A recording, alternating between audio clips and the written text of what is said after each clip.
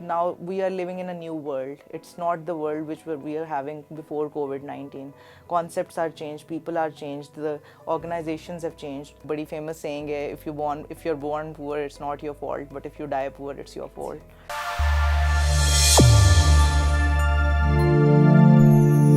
बिस्मिल्लाहिर्रहमानिर्रहीम यूलन के प्लेटफॉर्म से मैं हूं अमल चौहान। आज हमारे मीट द गेस्ट कॉर्नर में हमारे साथ मौजूद हैं मिस जवेरिया इकबाल, जो फोरमैन क्रिश्चियन कॉलेज में होती हैं। चलें इनसे बात करते हैं और जानते हैं डिफरेंट चीज़ों पर इनका ओपिनियन। अस्सलाम वालेकुम। वालेकुम अस्सलाम। कैसी हैं आप Javeria? I am fine, thank you for having me here.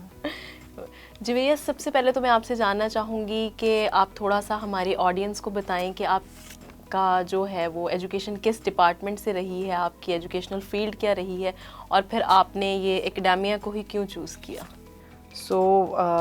मैं थ्रू आउट ही बिज़नेस की स्टूडेंट रही हूँ। I did my BBA honours from Superior University, then I did my MBA from University of Central Punjab, and then I have done my MPhil from Curtin University. मेरा जो major रहा है वो marketing ही रहा है। और एजुकेशन में I feel like it's a more secure for females field, and another thing is that it's a kind of thing which you can think of long term. और मेरा पैशन भी था कि आई सर्व इन द एजुकेशन सेक्टर, क्योंकि मुझे ख़ुद भी पढ़ाई का बहुत शौक़ रहा है और my mom wanted me to be in the education sector as well, तो इसलिए I opted for the education sector. Currently I am the manager corporate and foundation relations with Forman Christian College University. Okay, फिर तो आपका students के साथ काफ़ी interaction रहता होगा। तो आपको क्या लगता है कि आजकल की जो हमारी यूथ है, हमारे स्टूडेंट्स हैं, वो किस तरह के मसाइल जो हैं वो फेस कर रहे हैं? कौन सी ऐसी प्रॉब्लम्स हैं जो उनको बहुत ज़्यादा डिस्टर्ब रखती हैं? देखिए, it's a very subjective thing, क्योंकि आई ऑलवेज से कि क्लास बहुत अफेक्ट करती है आपको। हमारी सोसाइटी का एक क्लासिज्म है, उसमें हर क्लास के डिफरेंट मसले हैं। Same goes for the student. जो एक मिड टीयर या लोअर टीयर यूनिवर्सिटी के स्टूडेंट्स का मसला है, हो सकता है वो एक अपर टीयर के यूनिवर्सिटी के स्टूडेंट का मसला ना हो। Same goes for the programme wise. जो एक MBBS के स्टूडेंट्स के मसले हैं, वो एक बैचलर्स इन कंप्यूटर साइंसेस के बच्चे का मसला नहीं हो सकता। मसले जहाँ तक अगर ब्रॉड लेवल पे बात की जाए, एक तो direction is one of the things जो कि मैं फ़ील करती हूँ कि बच्चों को उस तरह से नहीं मिल रही है हमारे हायर एजुकेशन इंस्टीट्यूशंस में, and it's an objective thing. I am talking about the overall universities which are providing the higher education. The second thing is the industry academia gap, as we were discussing it before the interview as well.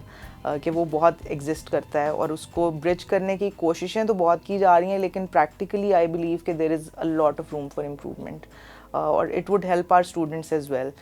Economic conditions जो country की चल रही हैं, उसके अंदर अब एक बच्चा जो कि 10 लाख रुपया या 15 लाख रुपया डिग्री पे, ये मैं बड़ी आपको मिड टीयर यूनिवर्सिटीज़ की बता रही हूँ, अगर वो इतना इन्वेस्ट कर रहा है, उसके बाद आप उसको 50,000 की नौकरी ऑफ़र कर रहे हैं, और वो भी बड़ा कंसिडर किया जाता है ओके 50,000 की नौकरी मिल गई है इसको, तो वो it doesn't make sense at all कि एक बंदा जिसने इतना अच्छा खासा इन्वेस्ट किया है, उसके पेरेंट्स ने उसको बाद में इतना कम, विच इज़ नॉट इवन 5% या 10% of what he has invested in the past 4 years।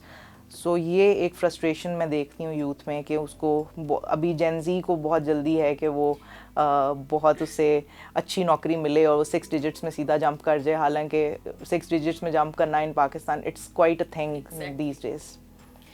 मैं आपकी प्रोफाइल पे पढ़ी थी, आपने वुमेन एम्पावरमेंट पे लिखा है, तो आपको क्या लगता है कि अभी जो करंट सिचुएशन है, क्या जो हमारी फ़ीमेल्स हैं उनको उनके राइट दिए जा रहे हैं, वो बाख्तियार हैं, या उन्हें मज़ीद बाख्तियार होना चाहिए? देखिए, अगेन इट्स सब्जेक्टिव। जो एक थर की औरत के मसले हैं वो एक लाहौर की औरत के मसले नहीं हैं, बट अगेन आई बिलीव कि पाकिस्तान की अगर हम पर्टिकुलरली बात करें और एक मिडिल क्लास औरत की बात करें, तो पहली चीज़ तो ये है कि मैं ये समझती हूँ कि उनको अवेयरनेस ही नहीं है कि उनके राइट्स हैं क्या। अब उनके राइट्स का जब उनको पता ही नहीं है, तो वो उसके ऊपर क्या, उसके लिए फ़ाइट क्या करेंगी। और जो जिस तरह से यहाँ पे फ़ाइट किया जाता है, वो जो औरतें फ़ाइट कर रही हैं उनके वो मसले ही नहीं हैं, राइट। तो ये एक बहुत बड़ा मसला इटसेल्फ, अपने अंदर ही एक बहुत बड़ा मसला है कि जिन औरतों को मसले हैं वो बेचारियों को अवेयरनेस नहीं है, और जिनका मसला नहीं है वो इस पे बिला वजह का एक और ही डायरेक्शन में चीज़ों को ले जा रही हैं। बिल्कुल, अगर उन्हें बिठा के पूछा भी जाए ना कि आधी से ज़्यादा ख़वातीन ऐसी हैं जिनसे पूछा जाए कि आपके बेसिक राइट्स क्या हैं, उन्हें बेसिक राइट्स भी नहीं पता, लेकिन उन्हें ये पता है हमें हक चाहिए। हाँ, क्या चाहिए, इस चीज़ का हक चाहिए, और वो मर्दों से ही क्यों चाहिए? हालांकि मेरे ख्याल से सबसे बड़ी औरत की दुश्मन औरत ही होती है। अग्री। आपने देखा होगा कि एक चीज़ कि हम जो मेल बॉस होता है, मेल बॉस के साथ काम करके फीमेल बड़ा कंफर्टेबल फील करती है, लेकिन अगर उसकी बॉस फीमेल है तो वहाँ पर कॉन्फ्लिक्ट्स भी ज़्यादा आते हैं और वो कंफर्टेबल भी नहीं होती। इसकी क्या रीज़न है? क्या जेलेसी फैक्टर है? देखें, जेलेसी फैक्टर भी है, और दूसरा ये कि जो यहाँ पर लोग बहुत तंग दिल के हैं। अगर हम ओवरऑल इस चीज़ को देखें तो फीमेल्स दूसरी फीमेल्स को ग्रो होता हुआ फील करती हैं कि नहीं होना चाहिए यार, हम अगर ऊपर हैं तो हम किसी और को क्यों जाने दें। सो ये एक बहुत बड़ा मसला है कि हम टांग खिंचाई में लग जाते हैं, और हम दूसरे को ऊपर आता हुआ उस तरह से देख नहीं सकते। तो ये एक इटसेल्फ एक इस तरह का एटमॉस्फेयर आपके वर्क कल्चर में क्रिएट कर देता है, आपके वर्क प्लेस पे क्रिएट कर देता है कि आपको टॉक्सिक कल्चर लगने लग जाता है। हालांकि ऐसा होना नहीं चाहिए। I have been working with 2 of my supervisors internationally and both of them were females, and it's more like a job internationally when you are working. तो वहाँ पर they have been so supportive and they were so so good with whatever they were teaching me.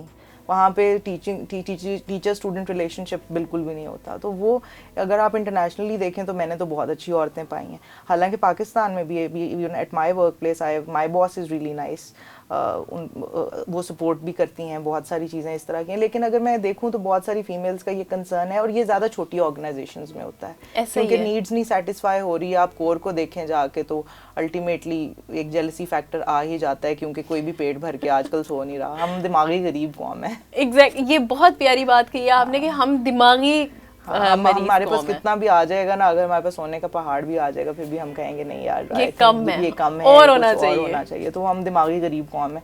उतना बड़ा problem शायद economy का नहीं है जितना प्रॉब्लम हमारे साइकोलॉजी का डेवलप हो चुके हैं। एग्जैक्टली। हाँ, आपने साइकोलॉजी की बात की। आजकल छोटे छोटे बच्चे हमारे स्कूल में पहले इस तरह का कोई कॉन्सेप्ट्स नहीं थे, लेकिन अब स्कूल में भी आपको जी साइकोलॉजिस्ट चाहिए होता है बच्चे की कंसल्टेंसी के लिए। तो इस चीज़ की क्या रीज़न है कि छोटे छोटे बच्चे एंजाइटी में जा रहे हैं? देखिए, मेरे ख्याल से तो ये बड़ी अच्छी बात है कि काउंसलर्स की तरफ और साइकोलॉजिस्ट की तरफ अब कुछ रुझान आया है। मसला ये है कि अगर हम मुझसे पहली जनरेशन देखें तो उनमें ये प्रॉब्लम्स शायद हमसे भी ज़्यादा एग्जिस्ट करते थे, लेकिन उनको मेंटल हेल्थ की अवेयरनेस नहीं थी, तो इसलिए उन्होंने मेंटल हेल्थ को की तरफ जाना कभी गवारा ही नहीं किया। इसीलिए तब शादियां भी बहुत चलती थी, तब फैमिली स्ट्रक्चर्स भी बड़े मेंटेन चलते थे। अब आप डिवोर्स रेशो देख लें, आप बच्चों में अवेयरनेस देख लें, उनकी डायग्नोसिस अब हो रही है, प्रॉब्लम्स पहले से एग्जिस्ट करते थे। That is what I believe कि anxiety depression always existed, these are 2 different terms. यहाँ पे क्या कहा जाता है कि जी आप नमाज़ पढ़ लें आपका डिप्रेशन क्योर हो जाएगा। So it's linking 2 irrelevant things with each other. हालांकि just like cancer, depression is a disease. So उसके लिए नमाज आप ज़रूर पढ़ें, लेकिन आप उसको एक ट्रीटमेंट की तरफ ज़रूर लेकर जाएं। सो एंजाइटी का भी सेम केस है। Anxiety is a disorder, it's mental illness, so you have to take proper psychiatric treatment for its cure. Javeria, आपको क्या लगता है अब ये जो पाकिस्तान में कोविड के बाद से स्पेशली ऑनलाइन एजुकेशन का रुझान थोड़ा बढ़ गया है, तो ये कैसा इनिशिएटिव है? क्या ये हमारी कंट्री के लिए एक अच्छा इनिशिएटिव है? I believe it's a wonderful initiative. जितना ऑनलाइन पे कोविड में चीज़ें फ्लरिश की हैं, आई डोंट थिंक सो कि कभी इससे पहले की हैं। दूसरा, इंटरनेट तो बहुत टाइम से हम इंटरनेट की तरफ जा रही थी चीज़ें, लेकिन कोविड ने उसको बूम बहुत दिया है। सो इस तरह के प्लेटफॉर्म्स जो ऑनलाइन लर्निंग को प्रमोट कर रहे हैं, एक तो उनका कमर्शियल साइड बहुत इम्प्रूव होने के चांसेस हैं।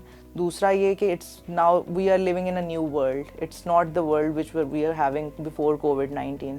Concepts are change, people are change, the organisations have changed. So उसके अकॉर्डिंगली अगर देखा जाए तो it's a wonderful concept and we are all up for it. And I believe कि अब पोटेंशियल भी हमारी यूथ में इतना है, जेन ज़ी में इतना पोटेंशियल है, क्योंकि वो आई बिलीव वो मोबाइल पे पैदा हुए हैं, स्मार्टफोन्स पे पैदा हुए हैं, तो उनको आप 2 साल के बच्चे को भी देखेंगे तो उसको पता होगा कि किस तरह से चीज़ें अब टेक में हो रही हैं। तो उनके लिए तो बहुत अच्छी अपॉर्चुनिटी भी है, but at the same time देखा जाए तो एक थ्रेट भी है उन ऑर्गेनाइजेशंस या उन एजुकेशनल इंस्टीट्यूशंस के लिए जो कि अपने आप को टाइम के साथ साथ इम्प्रूव नहीं कर रहे और आउटडेट हो जाएंगे, एक टाइम आएगा। मेरे ख्याल से this is the overall pathway of whatever is going to be in the online education in future.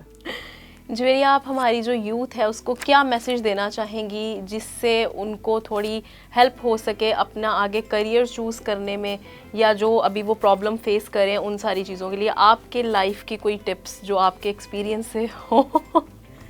देखिए, मेरी one and only tip for the youth is that take the ownership of whatever you do and don't blame anyone. That is the key to success. और आप life में जितना जल्दी understand कर लें, चाहे एक 10 साल का बच्चा, ये जिस दिन वो अंडरस्टैंड कर जाएगा कि उसकी लाइफ की ओनरशिप उसकी अपनी है, no one is to be blamed for whatever the circumstances you are in. तो वो एक बड़ी फेमस सेइंग है, if you are born poor it's not your fault, but if you die poor it's your fault. तो वो एक चीज़ है। तो I believe this is the pet saying and the pet learning from my life which I would like to give to the youth.